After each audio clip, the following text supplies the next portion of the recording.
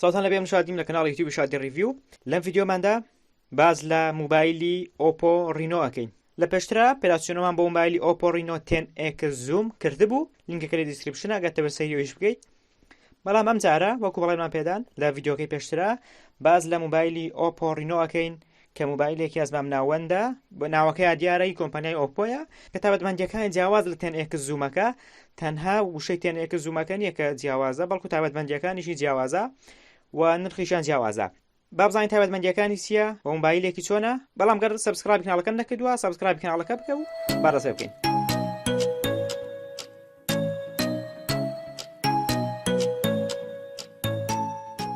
گەر لە ڕوونمای موبایلەکەەوە دەست پێ بکەین، ڕوونماکەی لە جۆری ئامۆلیدا کەواتە ڕوونمایەکی جوانی هەیە و قەبارەکەی 6.4 ئینجا کە قەبارەکەی لە قەبارەی 10X زوم بچووکترە و قەبارەکەشی باشە 6.4 و توانستی شاشەکەشی 1080 پێکسڵ بۆ 2340 پێکسڵە واتە فول SD پلسە وەکو زۆرێک لە موبایلەکانی ئێستا کە ئەم توانستیان هەیە و سەری پێکسڵیش لە شاشەی موبایلەکەدا 402 پێکسڵ لە هەر ئینجێکدا. و هەروەها تەنها ڕوونماکەی لە 93.1 ڕووی پێشەوەی موبایلەکەی داگیر کردووە. ئەمەش لەبەرەوەی کە هیچ چاڵی ڕوونمایەک یاخود هیچ پەرچەمێک لە ڕووی پێشەوەی موبایلەکەدا بوونی نییە، بەڵکو کامێراکە ئەکەوێتە بەشی سەرەوەی لە جۆری چاوشارکەیە کە دواتر باسی ئەکەین.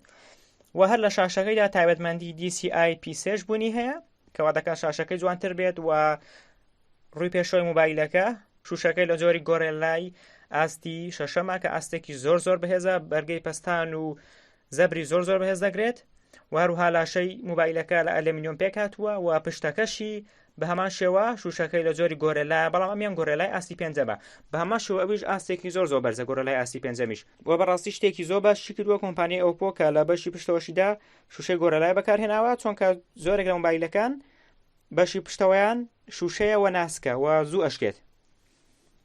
لە ڕووی چارەسەرکەرە موبایلەکە سنابدراگۆن بەکاردێنێت، سنابدراگۆنی 710 نانۆمەتری و سنابدراگۆنەکە لە جۆری ئۆکتاکۆڕە و گرافیک کارتی موبایلەکەش لە جۆری ئەدرینۆ 616ە.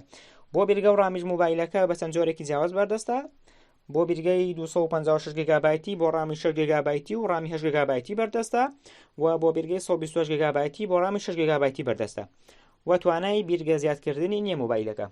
بەڵام تۆ گەر بتوانیت 256 گیگابایتەکە بکڕیت پێویست بە بیرگە زیادکردن نابێت و 128 گیگابایتەکەش هەر زۆرە، بۆیە لەوەی ئەمە زۆر کێشە نەبێت. موبایلەکەش سیستەمی ئۆگەرخەری ئەندروید 9 بەکاردێنێت بۆ بەڕووکاری کەلەر OS ڤێرژنی 6 وەشانی 6. بۆ کامێراکان لە بەشی پشتەوەدا کامێرا یەکەمی 48 مێگاپیکسڵە کە کامێرا سەرەکیەکەیەتی و ئەمیش وەکو سەرجەم موبایلەکانی تری ئێستا کە کامێرای 48 مێگاپیکسڵیان هەیە هەستەوەری سۆنی IMX 586 بەکاردێنێت و تیرێکرانەوەکەی 1.7 و تایبەتمەندی PDIF تایە، بەڵام تایبەتمەندی OIS تیا نییە. و کامێرای دووەمیان 5 مێگاپیکسڵە، تیرێکرانەوەکەی 2.4 و لە جۆری هەستەوەری قوڵیە یاخود دیپث سنسەر. و کامێرای سێم ئەمەیان کامێرای سێمی نییە، تەنها لە 10X زومدا کامێرای سێم بوونی هەبوو کە بۆ هێنانە پێشەوەی وێنە بوو، بۆ زومکردنی وێنە بوو کە لە 10X زومدا دەتوانیت وێنە بە توانستی 60X وێنە نزیک بخیتەوە. بەڵام لە موبایلەدا تەنها ئەم دوو کامێرایە بوونی هەیە و هیچ کامێرایەکیش بۆ ئەڵتراواید یاخود گۆشە فراوان بوونی نییە. و هەر لە بەشی پشتەوەیدا دوو فلاشی LED شەیە و بۆ توانستی ڤیدیۆ ڕکۆکردنەکەشی توانستی 4K یاخود 2160 پێکسڵ بۆ 30 فریم لە سەرکەیەکدا کە توانستێکی زۆر بەرزە و 1080 پێکسڵ بۆ 30 فریم لە سەرکەیەکدا و 60 فریم لە سەرکەیەکدا و 720 پێکسڵ بۆ 30 فریم لە سەرکەیەکدا و بۆ ڤیدیۆ خاوکردنەوەش دەتوانێت بە توانستی 1080 پێکسڵ بۆ 120 فریم لە سەرکەیەکدا ڤیدیۆ خاو بکاتەوە. 120 پێکسڵ ڕێژەیەکی زۆر نییە، بەڵام هەر باشە، لە هیچ باشترە. و هەروەها تایبەتمەندی تایم لەیپس ڤیدیۆی تایە.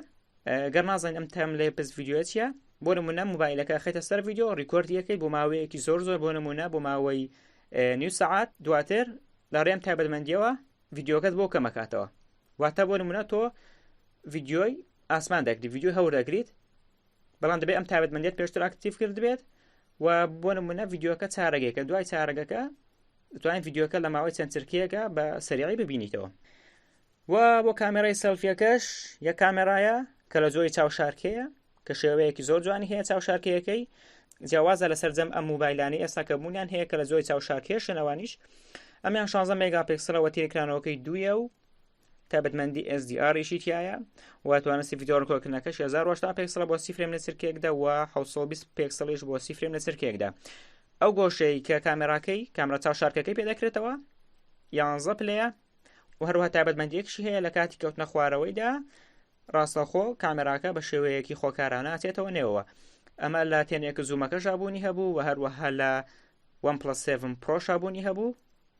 گەرە ڤیدیۆشە نەبینێتوان ڤیدیۆکە سیر بکەیت لە دیسکریپشندا ئەنێ لینکی ویش و هەروەها کامێرای سەلفیەکە لە ماوەیەکی زۆر کەمە لە ماوەی 0.8 چرکەدا دەکرێتەوە. لە ڕووی پاتریەوە موبایلەکە پاتریەکەی 3765 ملیامپێرە. پاتریەکەی پاتریەکی گونجاوە، هیچ کێشەی نییە، بەڵام لە تەنێک زوومەکە کەمترە کە ئەو سەر 4000 بوو. و هەروەها توانای خێرابەرگاویکردنەوەشی هەیە کە ئەویش 20 واتە کە توانایەکی زۆر بەرزە کە جۆری خێرابەرگاویکردنەوەکەش لە جۆری ڤوک فلاش چارجینگە کە خێرابەرگاویکەرەوەیەکی تایبەتی کۆمپانیای ئۆپۆیە لە موبایلەکانی خۆیدا بەکاردێنێت.